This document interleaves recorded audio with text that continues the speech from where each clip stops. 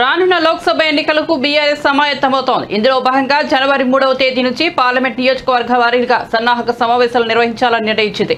తెలంగాణ భవన్ వేదికగా మాజీ మంత్రులు కేటీఆర్, హరీష్ రావు, పోచారం శ్రీనివాస్ రెడ్డి, జగదీష్ రెడ్డి, ప్రశాంత్ రెడ్డి, నిరంజన్ రెడ్డి, సీనియర్ నేతలు కేశవరావు, మాజీ స్పీకర్ మధుసూదనాచారి తదితర కీలక నేతలు సమావేశాలు నిర్వహిస్తారు.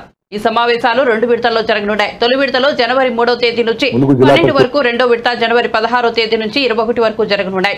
జనవరి 3న ఆదిలాబాద్, 4న కరీంనగర్, 5న చేవెళ్ల, 6న పెద్దపల్లి, 7న నిజామాబాద్, 8న జహీరాబాద్, 9న ఖమ్మం, 10న వరంగల్, 11న మహబూబాబాద్, 12న భువనగిరి పార్లమెంట్ నియోజకవర్గ సన్నాహక సమావేశాలు జరుగుతున్నాయి.